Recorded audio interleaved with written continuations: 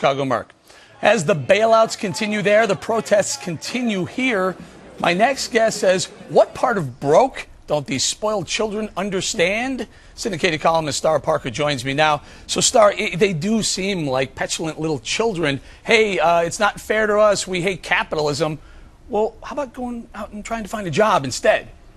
Well, some of them are working. Actually, I went to the protest yesterday here in Washington, D.C., and they're not only adolescent in their appeal for what they say they desire, but they're filthy. They're throwing things everywhere, and they're short of American flags.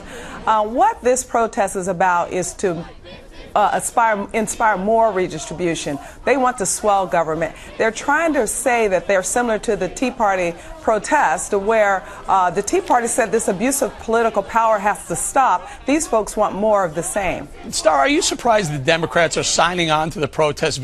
Today we had the DCCC say, look, we need to raise money to stand in solidarity with the Wall Street protesters. I was shocked to see that. Were you?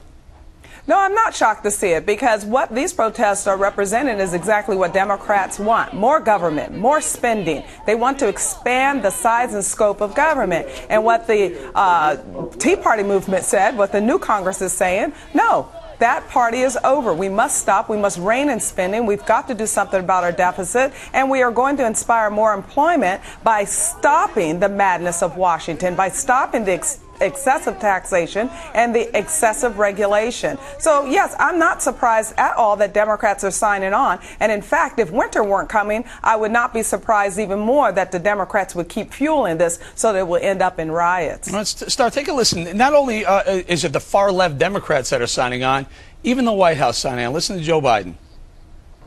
The core is the American people do not think the system is fair or on the level.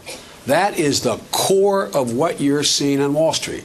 I was glad that people want to take control of their lives and stand up for American values. Well, it's the American system. It's the democratic system. We don't all agree. We'd have a king if we were all of one mind. All right, so then we have the White House, then we have Representative Ellison from Minnesota, and then Minority Leader Nancy Pelosi saying, look, we agree with the protesters. Now, I'm not sure if they're watching what's going on Wall Street, the piles of garbage piling, feet in the air, the stench, what's going on there, and kids saying, down with capitalism. Right. Boy, how can you sign on to that?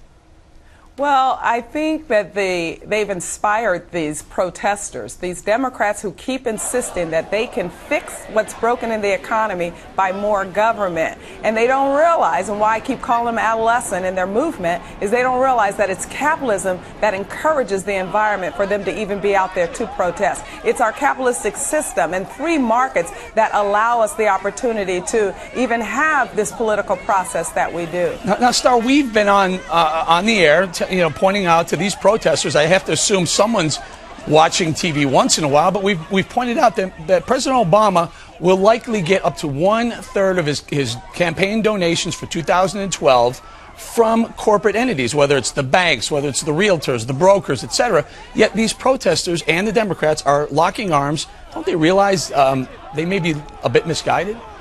Well, that's a great irony here. The president of the country, and the reason that he's had a revolt from the other side, from the right, from the Tea Partiers, the president has taken over most of Wall Street. The president has taken over corporations. This is what we wanted to stop. He took over major industries. He's excessively regulating them. And now these folks are saying, well, it's all Wall Street's fault. The banks want to loan money. It is Washington, D.C. that stopped them, that aggressively got engaged into the relationship that they would have between the consumer and themselves so that they can do what they do best, which is make money move into our hands. All right, Star Parker, thank you very much.